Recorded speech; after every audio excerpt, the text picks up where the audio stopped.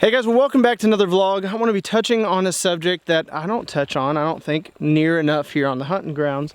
And it's about tree stand placement. Up here, right behind me, I've got a new stand set up that I recently had at the very end of this plot and decided to change it to conceal us a lot more. I want to talk about why I chose this area, the specifics that I look for when I'm hanging a stand. Then I want to talk about the unique struggles that I'm having with this stand in concealing it. So like I stated, I did have this stand on the very end of the candy shop food plot. It just was not concealed very well.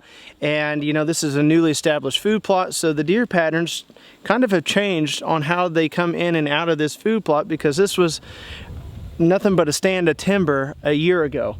So came in, moved it to this side. I would much rather kind of had it on the other side, but with the way the hill drops off, you can actually see in the video here how when the leaves are going to fall off, there's just not going to be any concealment late season up on that side.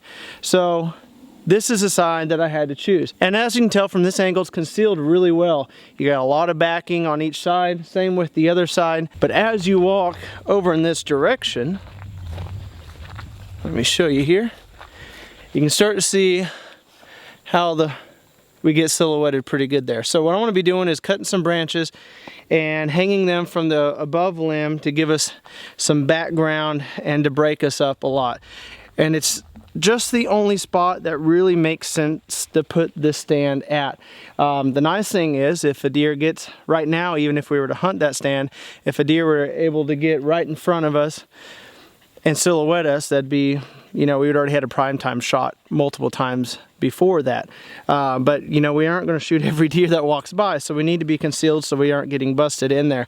Now, as far as setting up for the wind, I always try to set up my stands to play the dominant wind in that area for that season. Now, this stand setup isn't set up ideal for our north and northwesterly wind that we get later on in the season, but it's the only option that I had. Now, we do cover up with nose jammer and it works great. In the 6 or 7 years that I've been using it, I've literally never been busted because of my scent.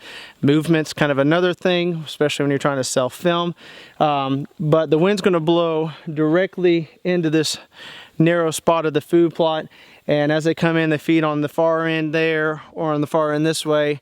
They will not be able to get my wind, but as they're walking right down my bowstring pretty much, they will be getting in my wind. Now, nose jammer, they will pick it up, but it overloads their sensory systems where they just cannot differentiate what is going on there. It's a organic, natural smell that they're used to, and they just don't pick it up, so they don't go on alert and they just keep on going through. I do want to show you this though, because anytime that I am hunting a field edge or I'm hunting a food plot, I like to try to tuck in my stand as much as possible. For a lot of people, they're thinking, you know, if they can get out here on the edge, be right up on the edge, they have nothing blocking their line of sight, they have all shot opportunities, but you're going to be easily picked out if you pick a tree that is right there on the edge or just outside of the edge, honestly. So as you can see here, I'm actually tucked in this tree line. So deer, if they're coming from this direction of the food plot, working their way up, they're not going to be able to see me for the most part where I'm at, because I'm tucked in that tree line a little bit. Same thing for the other way, I'm actually even tucked in even more. And so that's one of the key things that I always look for, to make sure I'm just out of that line of sight for the majority part of the time. Now, the disadvantage to that is that you're going to have to pick windows to shoot from. I have a lot of windows still in here because I'm not too far in that tree line. I'm not too far that I don't have a shot to the middle of this area of the food plot, or a little bit even further. And another thing that I ran into with this food plot, it kind of comes up to knoll up here. So one thing we had to do is we had to put the 25-foot sticks on that tree and try to get high enough that we're out of line of sight, because you can see the ground's going to slope down to the tree stand, and if we were to be 15 or 20 foot, we're not too far out of the line of sight of the deer. So we wanted to make sure that we were high enough that if they were milling around and looking for deer that were down in the tree line, that they were not going to pick up us or any movement that we make up there in the stand. So I'm going to cut some limbs, show you guys how I'm going to hang these limbs from an existing limb up there, and show you how easily and quickly you can break up your silhouette.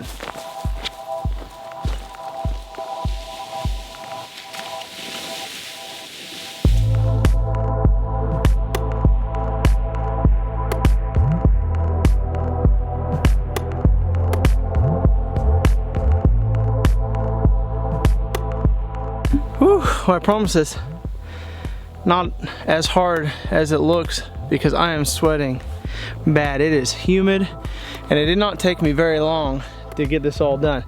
But as you can tell, got a beautiful view of the food plot here, just tucked away a little bit, cleared shooting lanes out. So we are ready to hunt the stand. And on this side, went ahead and backed all this with a bunch of dead limbs that I cut down when clearing a couple of trees out of this food plot a couple weeks ago.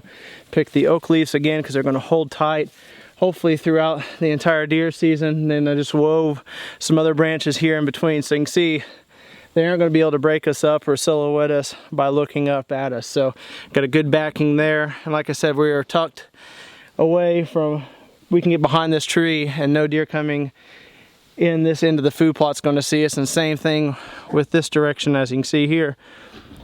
If they're coming around, that food plot actually tucks in and around, and if they're coming that way, we can tuck behind this tree line here and be nice and concealed the entire time. So super easy to get that all set up. All I had done is on these branches where there's Ys, I cut far enough down on one side of the Y just so I can hook it up over the limb up there. So we are ready to rock and roll. I'm excited about the stand. Like I said before, this stand is not set up for the perfect wind, but those are usually the stands that I have the best success out of, because a lot of times if you're going to go into a field or a food plot or just even a ridge and hunt it for the best wind, a lot of times it's not the best wind for that deer. They are the prey, you're the predator. They want the wind in their favor when they come into an area like that.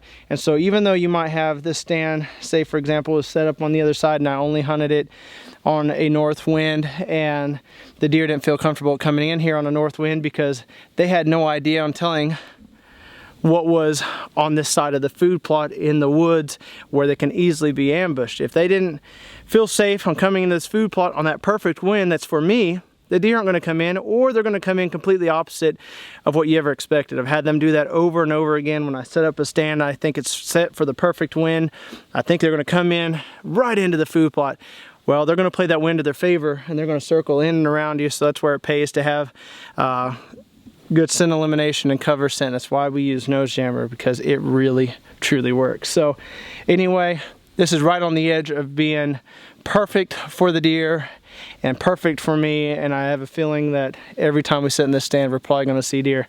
As I was coming into this food plot a little bit ago to go ahead and do the finish touches on the stand, I think there was 3 or 4 deer that were probably within 30 yards of the stand were in this food plot browsing and then trotted off. So I'm excited. Season's not too far away. Just another set all done and ready to hunt out of. It's here on the candy shot plot, and you guys know how much I'm looking forward to hunting this food plot even more this year. As last year we got it done in September and it didn't get too green, but now it's looking really good. As you can tell, even though it's still rocky, it is growing great and pulling in deer and turkey galore. So well, if you guys have done something a lot like this, comment down below, or if you had completely different ideas that have worked for you, then comment those down below. Let's help each other out this season. Guys, do me a huge favor, give a big thumbs up, and until next time, have a better than average day.